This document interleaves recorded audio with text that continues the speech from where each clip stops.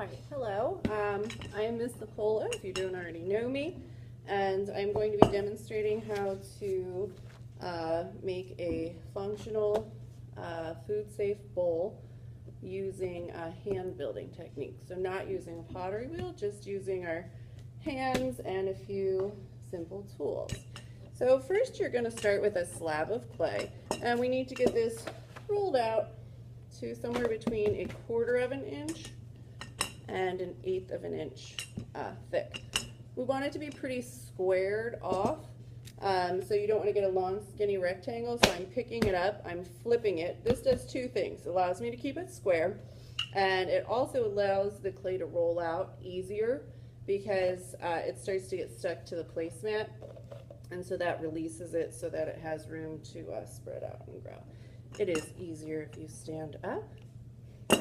You won't be able to see me if I stand up. And this is just about ready. I'm just going to roll it, give it one more roll this way, keeping it as flat as possible when I pick it up.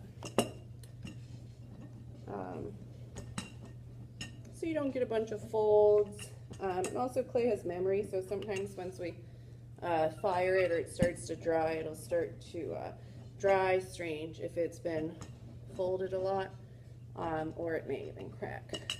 Okay, so I have a pretty decent slab. I'm going to show you real quick how you could add a texture to that slab. So we have these texture pieces, and I'm going to go ahead and just roll those lightly. So I'm not trying to make my clay any bigger, I'm just trying to get this impressed into the piece. So I'm just rolling that in, pick it up, move it. So these are obviously smaller, right, than the size of clay we would need to make a bowl out of. So you could use different ones, right? So you could put different patterns on here, or you just have to be careful not to erase your patterns as you go. We will be glazing these, so if you have any imperfections, it's not really a big deal as far as in the texture, because it'll kind of just get lost in the glaze and all blend in. Using my hand for these last little pieces. All right, so I have this pretty cool texture on there, and it's also going to actually give the glaze some places to fall and melt into, which will look pretty cool. The first bowl I'm going to show you is a drape mold. So we need something to drape our clay over, and because this is plastic and non-porous, we need to put something that can move on top of it. So I'm just using a paper towel. It's porous and it can move. Clay shrinks as it dries, and if it can't move, it just cracks in half. So we don't want that. So very important, especially if we're using something plastic, that we have that paper towel or something in between that can move. Move that to the side. I want to give this a neat curvy edge. So you'd either want to cut it in a large circle or just create kind of a wavy circle, circular shape I should say. I have a sharp corner, so I'm going to round that off.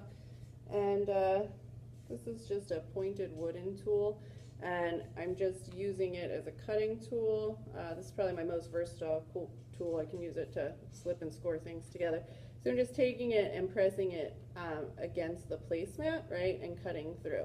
And if you've made it the whole way through, it's going to be really easy to just pick up your outside pieces and move those away.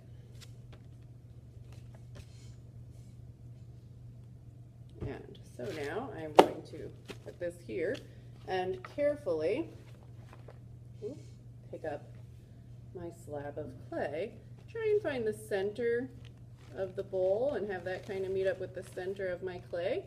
And then it's called a drape mold because we're literally just draping the clay over top of it. So very gently using your hands to form it. We are going to leave these loose flowing curves in there.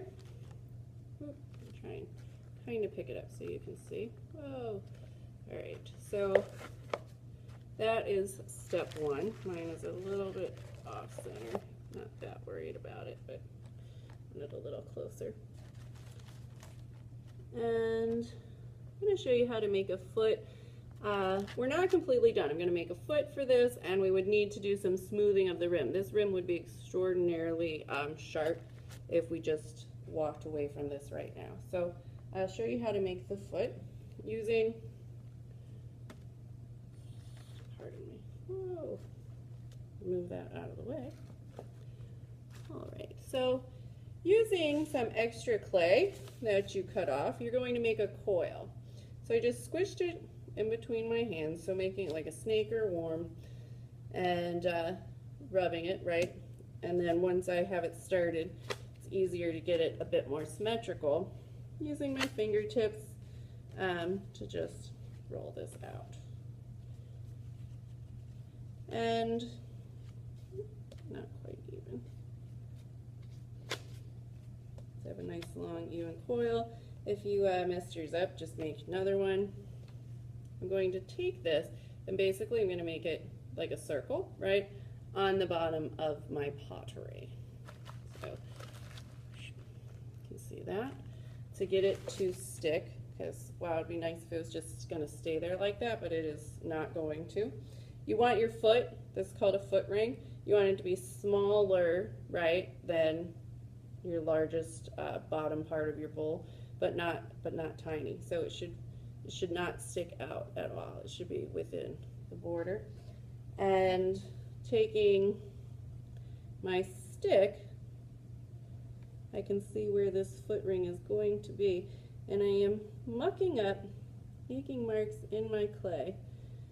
Not pressing too hard, but I definitely am digging into the clay, and that is basically so that I can get these two pieces to stick together.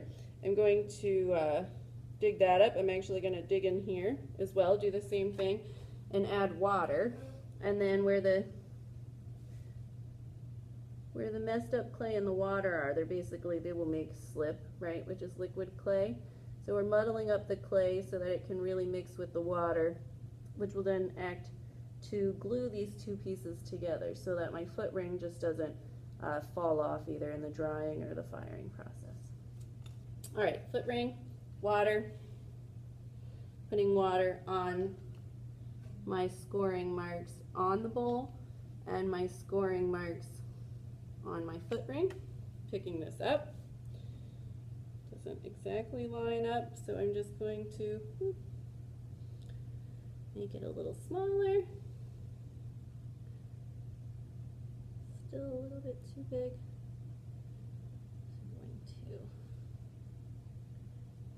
Again, I'm not pushing really hard. I don't want to change the shape of the bottom of my bowl, but there's a form in there. I just used my finger. You could use a pointy tool or any of the clay tools to get that off. So mine did not. Trying to make sure it's really stuck in there without making it totally flat, because if it's totally flat, well, then it's not going to hold the bowl up. So, all right, so that is, the foot ring is then on there. I'm just going to put this aside, let it stiffen up just for a minute and show you a few other techniques. So again, I rolled out a slab, and I am going to do a hump mold now. This was made out of plaster. So I'm going to set the mold down, and I need to make like a large circle tracing around it.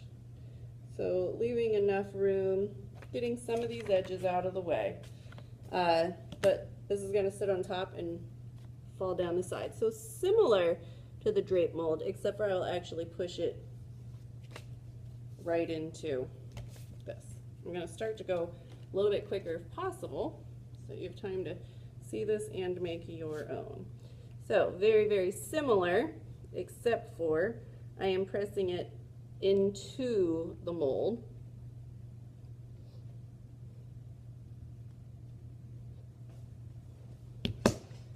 The cool thing about the plaster is it will suck the moisture out of your clay quickly, so your piece will start to stiffen up and you can work with it pretty quickly. So the other one, as you know, I'm letting it sit off to the side for a minute. Okay, so I still have a lot of extra clay. I really don't want to get too much of that off. It's practically impossible to put it back on. So cutting closer, but not too close. Closer.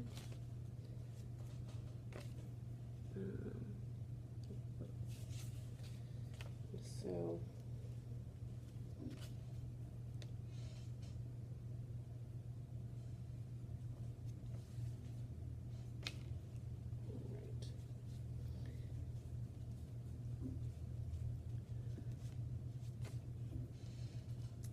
same as the last one, you could make a foot ring and put it on here. You can leave a bit of a rim. It's going to be difficult to get it to be perfectly symmetrical. So you can see this would have a rim around it, right? This part will come out. If I don't want to do that, then I need to leave it like this. Flip those, push those sides kind of up a little bit more. They're starting to stretch. Trying to push it into the bowl, keep it compressed. I don't really want it larger than the bowl. All right. And so to smooth these top parts out, you cannot fold over the top of the bowl because then I won't be able to get the clay back off. You can go ahead. I don't want to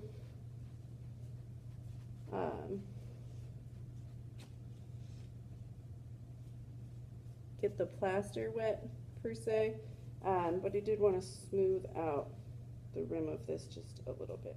Again, I'm going to have to set this now off to the side.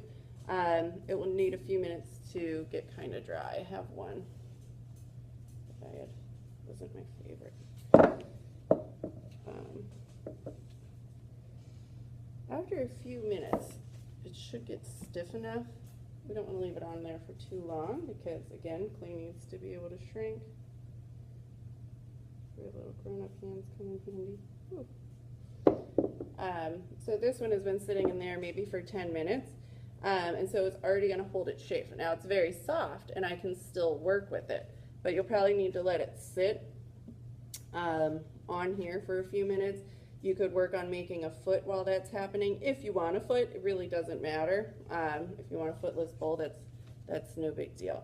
And so this bowl then, my rim's a little thin, so I can take my sponge very carefully, just kind of smoothing out any cracks